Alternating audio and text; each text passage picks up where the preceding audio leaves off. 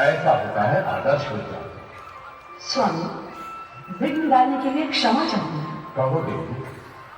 अभी अभी संदेश मिला है कि चारों राजकुमारों का भोजन राजभवन से आने वाला है। शेष शिष्यों का भोजन हमने तैयार कर लिया है। प्रणाम माता। आयुष्मान भव।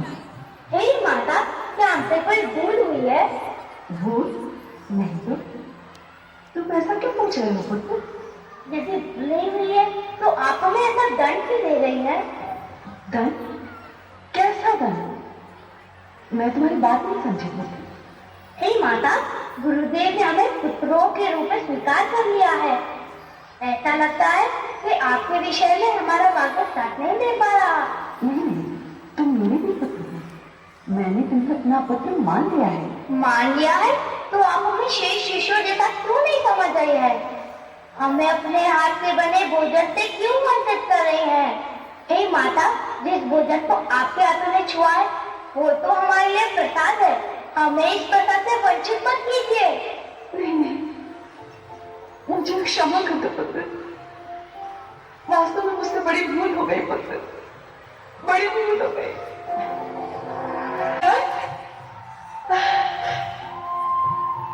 आजा, आजा मेरे पुत्र। कैसा है तू? अच्छा एक बात बता, जैसे मैं तेरे लिए व्याकुल थी, तू भी मेरे लिए व्याकुल था ना? है ना? देख, मैं तेरे लिए विशेष भोजन बनाकर लाई हूँ। दाई माँ, ये भोजन लौटा ले जाइए। क्यों? हम आश्रम का ही भोजन ग्रहण करेंगे। देखो, जो तुम्हारे मन में आए तुम करो। वैसे भी ये भोजन मैं अपने भरत के लिए लाई हूँ। जो वस्तु तेरे ब्रदर श्री राम के लिए नहीं है वो मेरे लिए भी व्यर्थ है। आप अपने विशेष भोजन वापस ले जाइए। तुम चारों राजकुमार मेरे अन्य शिष्यों के साथ यही तो भोजन करें।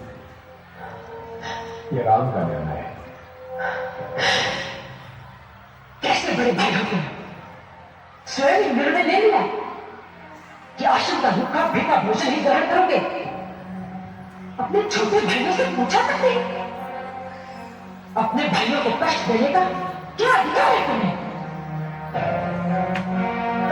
लक्ष्मण, ये क्या एक वृद्धा स्त्री जो हमारी माता के लिए आए हुए बड़ी है, पत्थर उठाते हुए तुम्हें लज्जा नहीं आई? इसमें आपका अवसर क्यों करे? आपके विरुद्ध कोई भी कुछ बोलेगा, मैं उसे नहीं छोड़ूंगा।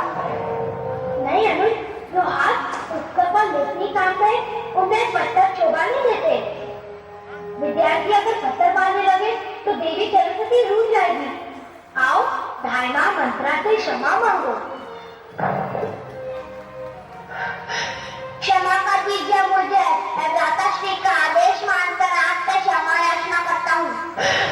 भाई माँ, हमारे कारण आपको जो भी कष्ट हुआ है मैं उसके लिए क्षमा मांगता हूँ।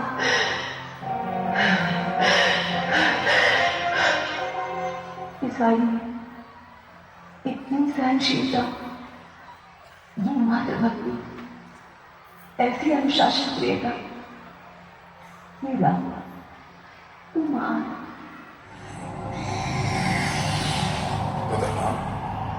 लक्ष्मण, यहाँ सर्वत्र व्याप्त अंधकार इस बात का संकेत है कि यहाँ से उस दुर्दांत यक्षिणी ताड़का का प्रभाव क्षेत्र प्रारंभ होता है, जिसके भय से कोई भी जीव यहाँ विचरण करने का साहस तक नहीं करता।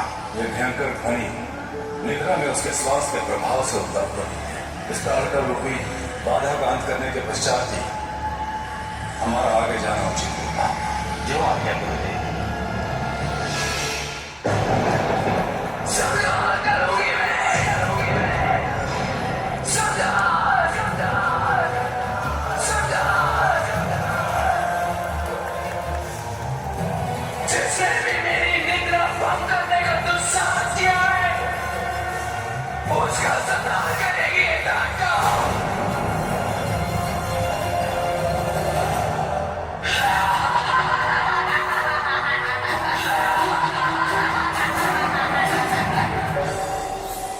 दशरथ नंदन राम, वार करो इस पर, वध करो इस दुष्ट ताड़का का।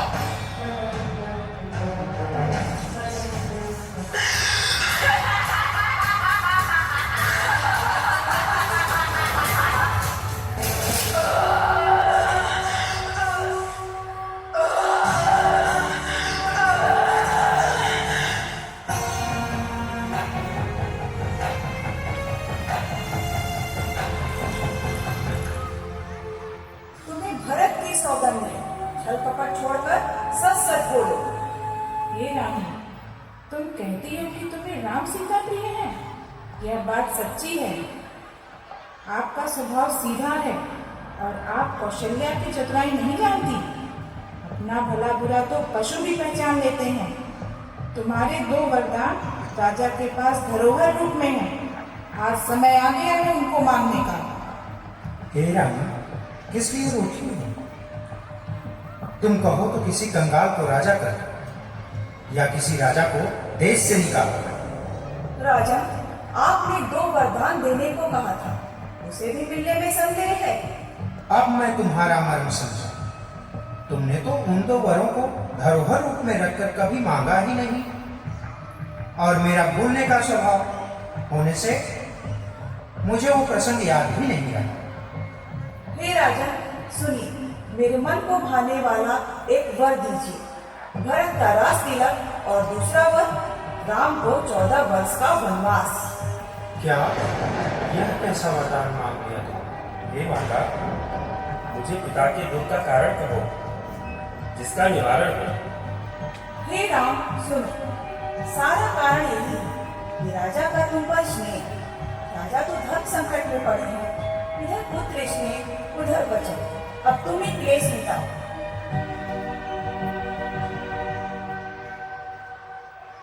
सुनु जननी सोई सुत बड़ भागी, जो पितु मातु वचन अनुरागी।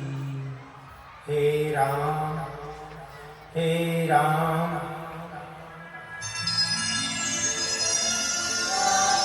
सूरज जैसे ज्योति बिन, परवर जो फलहीन, राम बिना दशरथ विकल,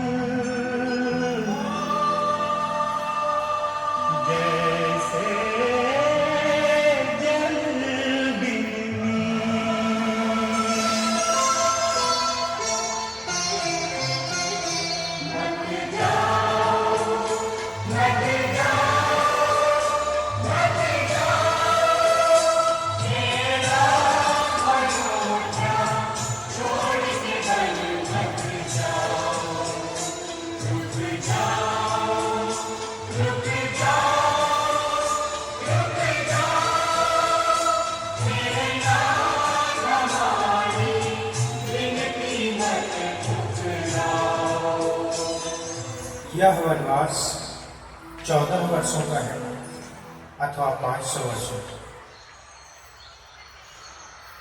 भवति भिक्षां दे, भवति भिक्षां दे।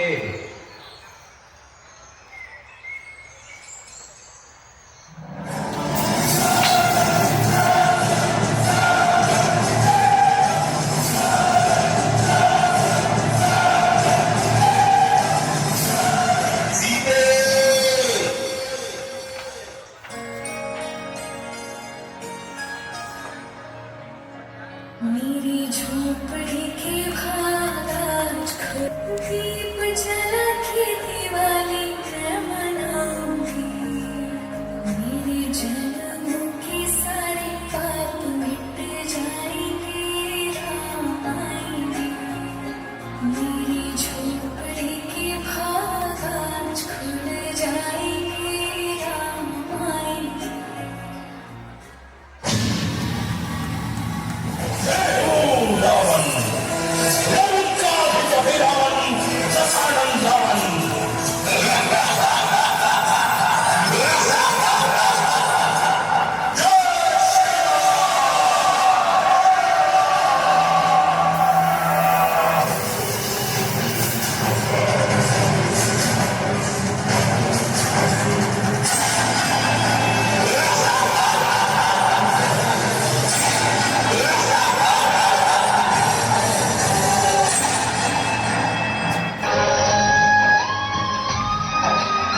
चौदह वर्ष तक खड़ाऊ रखकर जो अपने भाई के सानिध्य को स्वीकारते हैं, ऐसे भरत और राम के प्रेम को दर्शाता हुआ ये दृश्य।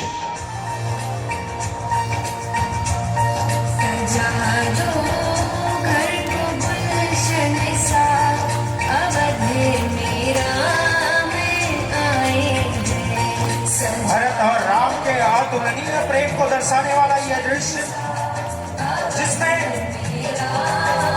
राम स्वयं भरत के स्वरूप को निहारते हैं।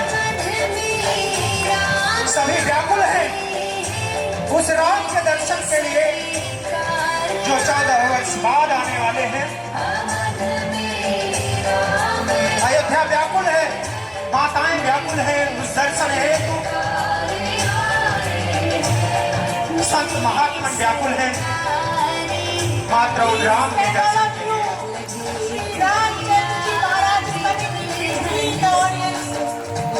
ऐसे राम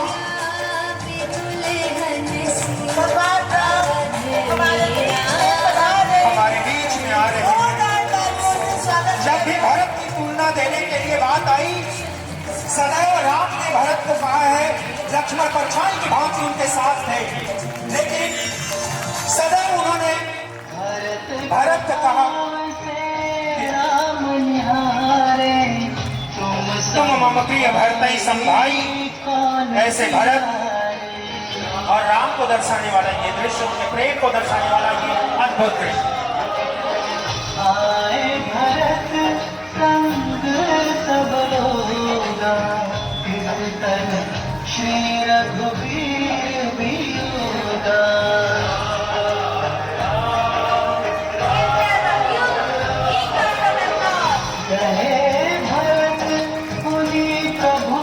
पंकज नमत हरि सुर मुनि शंकर।